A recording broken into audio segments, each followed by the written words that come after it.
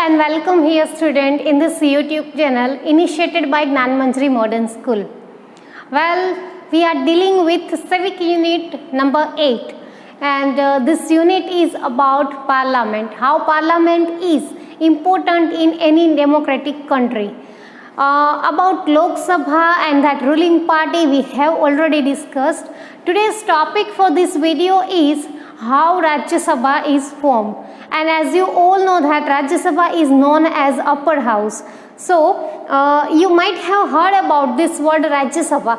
So how this Rajya Sabha is formed, what are the function of Rajya Sabha, the members of the Rajya Sabha, how they work, that thing will be discussed in this video. Well, very easy unit this is, not much that information has been given in this. So now it's time to go for that. Please keep a book with you. Please keep your book.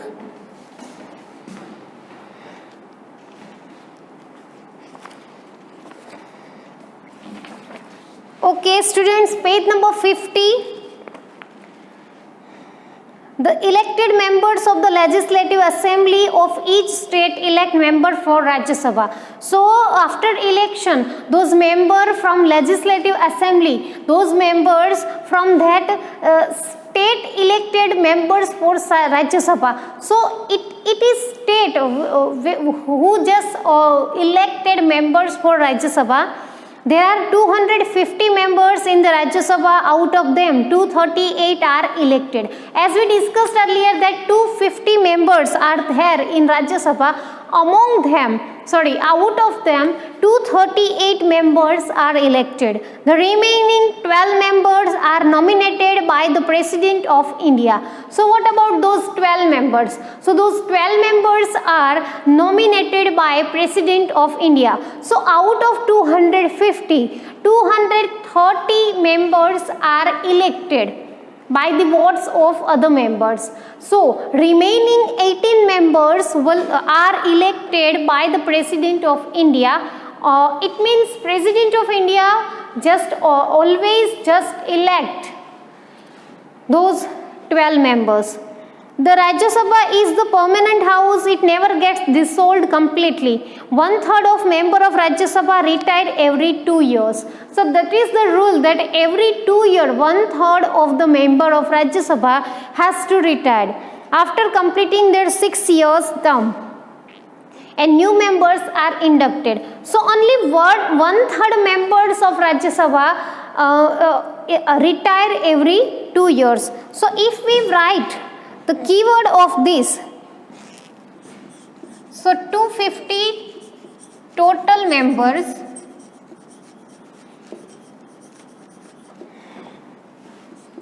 out of them 238 are elected. So what about those remaining 12? 12 are elected by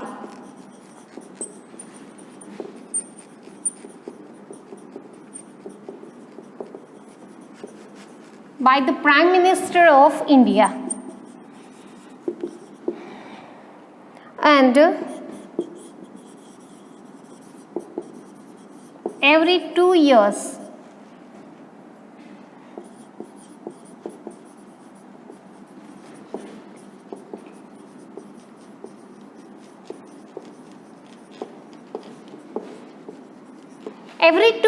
one third of members retired. Okay, now we are going for second paragraph. The Rajya Sabha represent the state of our country. So Rajya Sabha is the representative of our country. The Rajya Sabha also can propose a bill. It is impossible to have the consent of Rajya Sabha before passing any bill. So before passing any bill, the consent, permission of Rajya Sabha is must. Without Rajya Sabha's discussion, without Rajya Sabha's consent, without Rajya Sabha's permission, no one can pass the bill. This House of Parliament reviews the bill passed by Lok Sabha, and this house means this Rajya Sabha review the bill which is passed by Lok Sabha. Thus the role of Rajya Sabha is very important. So comparatively Rajya Sabha has more power than Lok Sabha. The person who presides over the session of Rajya Sabha is known as chairman. So you might have heard the word chairman in Rajya Sabha. So the person who just presides over the session, who just handle the session, is known as chairman. The Vice President of India acts as the chairman of Rajya Sabha, and generally it is seen that Vice President of India is generally play the role of chairman in Rajya Sabha. So we can write that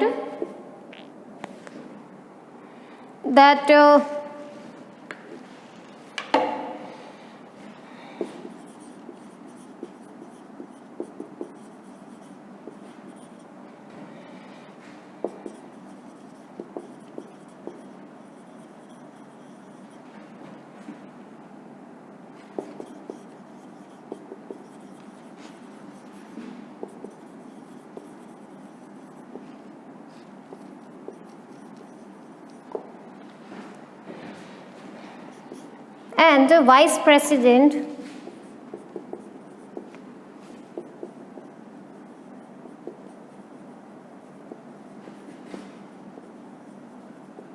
of India is generally the chairman of this Rajya Sabha. Okay students, so still we have 2 paragraphs to be discussed about Rajya Sabha. After that this unit will be over. Okay, you first note down this keyword, after that we'll go for next paragraph.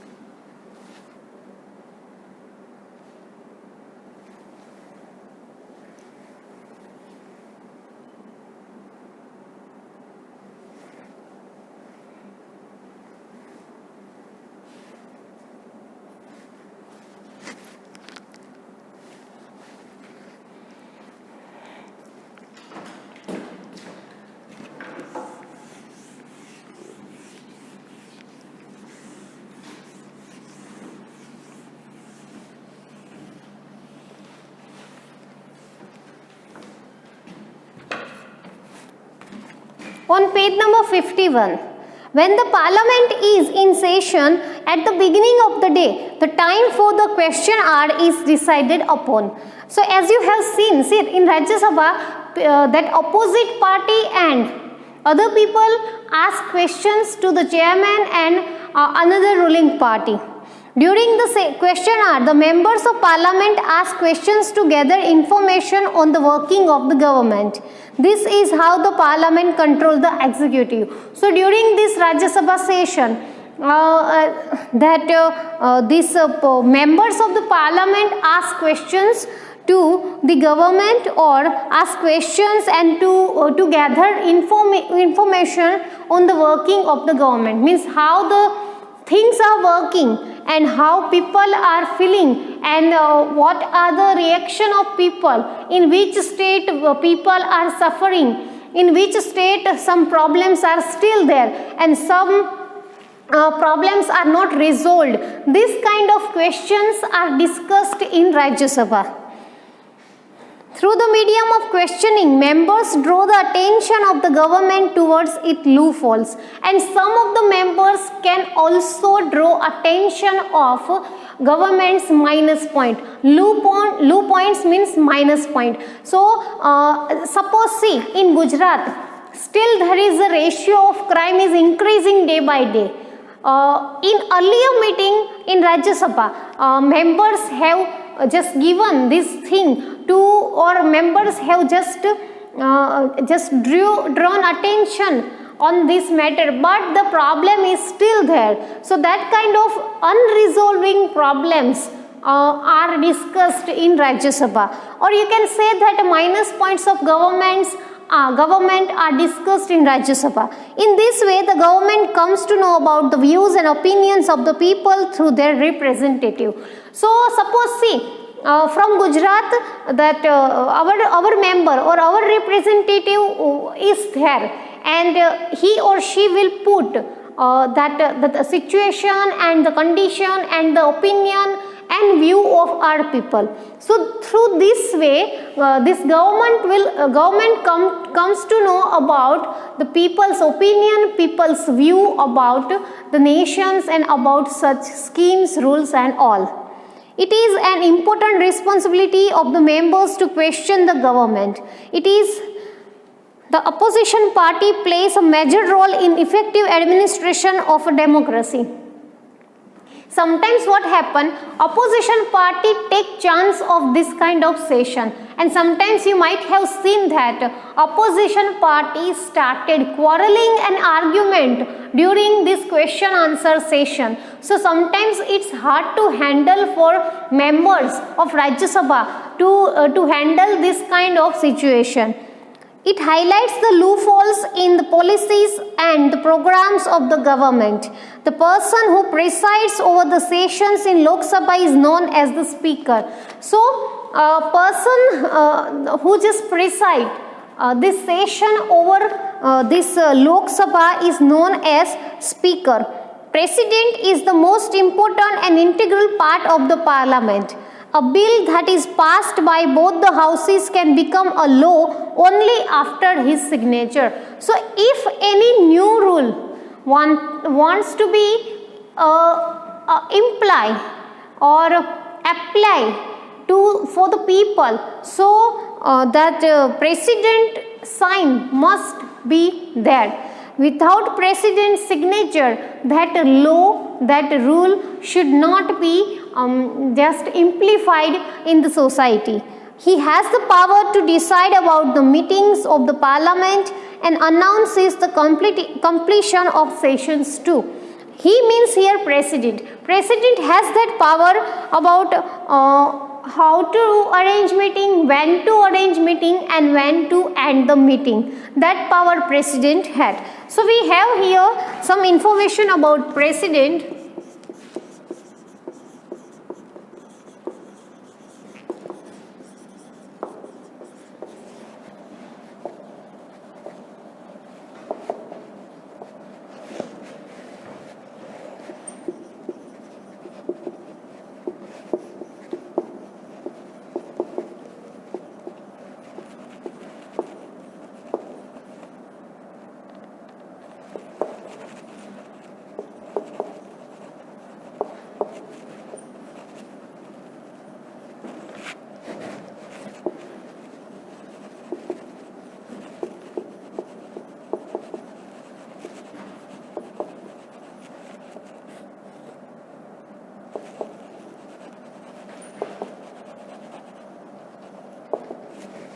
So this is our Rajya Sabha and we can say upper house information. Okay students, so here we have ended our unit number 8. You just note down these two keywords. After that we will go for unit number 9.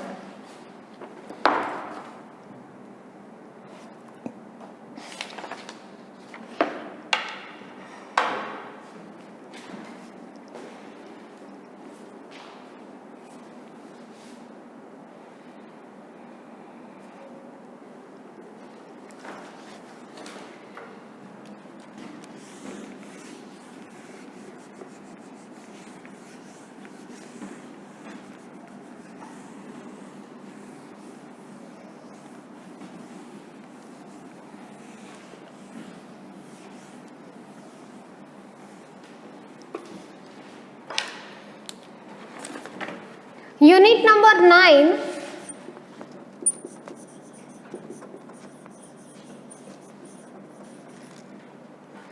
the freedom movement of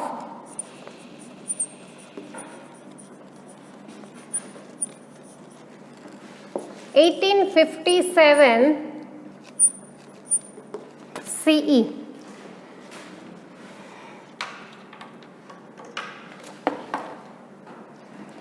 Well, again we have to go to the history of our country.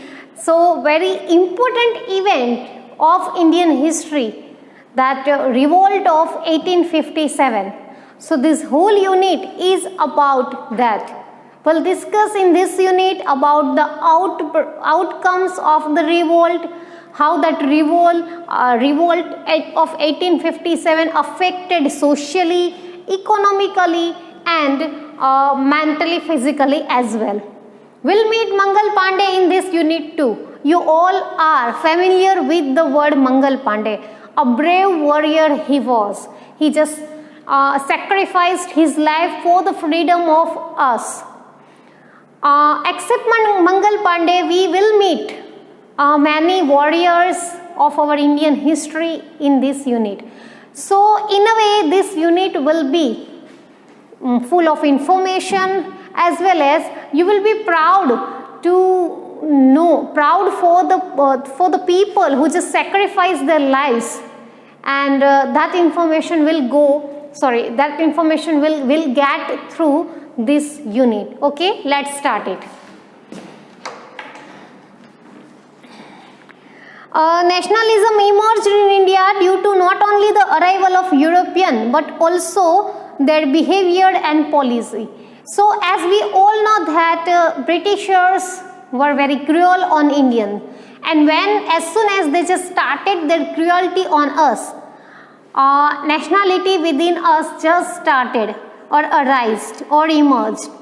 An important event happened in India in year 1857, which became the first in the factor responsible for consolidating the sentiment of nationalism in our country. So the event of 1857 was the reason for emerging nationalism in our country. Till that, no people had any idea about how to protect country, how to have the feeling of nationalism, how to just love country. Country is very important for them. That idea they just didn't have. But as soon as Britishers just came to India and just started doing cruelty or started behaving cruelly, and as soon as this 1857 revolt emerged, that nationalism within people just arose, or we can say nationalism of the people just emerged. Reasons for the outbreak of revolt of 1857. The first topic is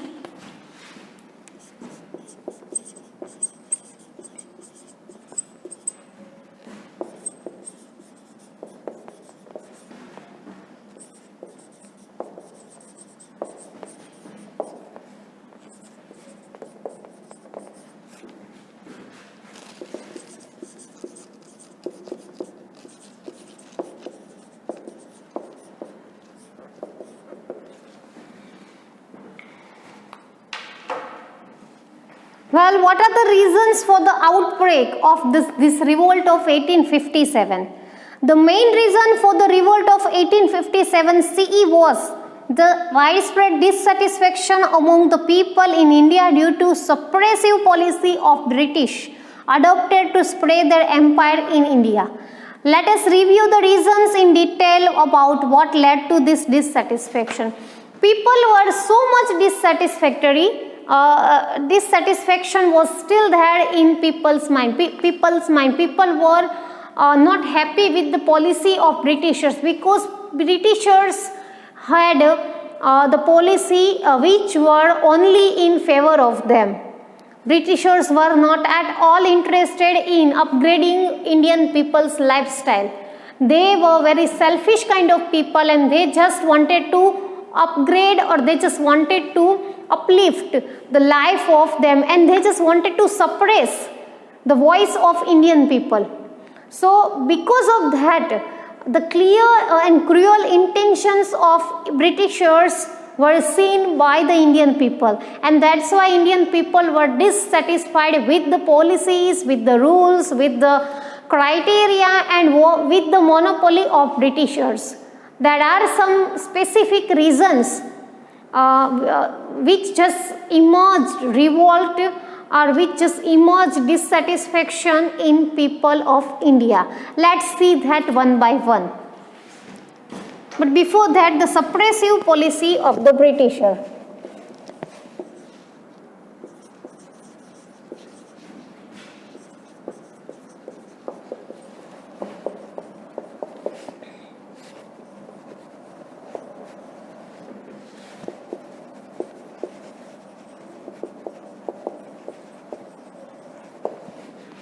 First is social and religious reason.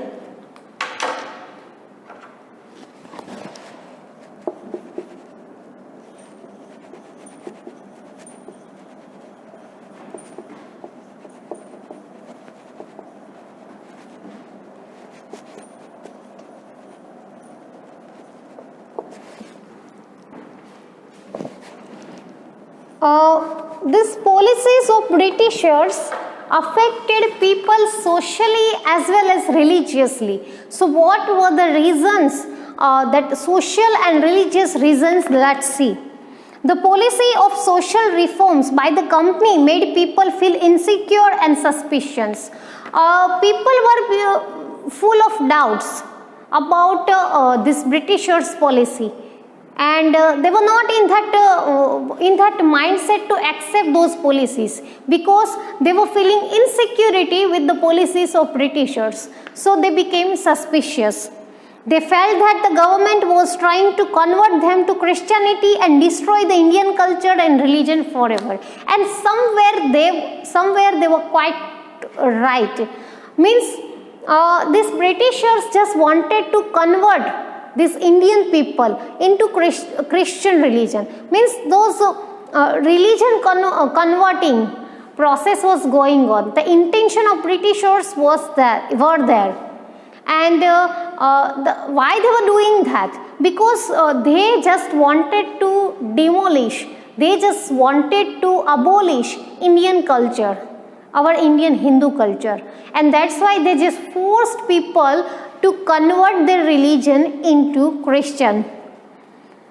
People believed that the Indian social system was deliberately undermined in the railways, jails and military. So people of having this Hindu mentality and Indian people having social system and all, they were deliberately undermined or undetermined in railways, in jails and military. Such people or some peoples were not getting job in railway, military and in jails, and discriminations were there, that we can say. A larger section of our society was orthodox at that time, and thus the new changes aroused dissatisfaction in them. One reason of this revolt, or we can say one reason why Britishers were successful in just applying their policies into India, is that we were very orthodox. We were having orthodox mindset, and that was the easy target for Britishers, and they just knew us and our mentality, and they just started applying their policies and rules and monopolies in India. The new changes aroused dissatisfaction in them, as we have discussed in earlier unit, that new policy of English education and all were introduced, and that was just dissatisfactory for people. As a result, many people joined this freedom movement to sustain their socio-religious structure, and that's why people came together and they just started this socio-religious structure, because they wanted to save their religion as well as their social system. Otherwise, Britishers were at verge of ending this religious as well as social system of India. So this is social religious reason. Let me write that keyword for this.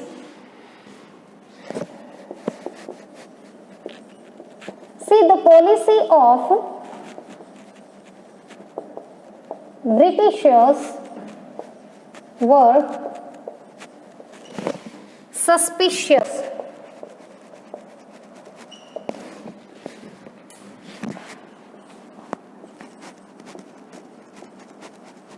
dissatisfactory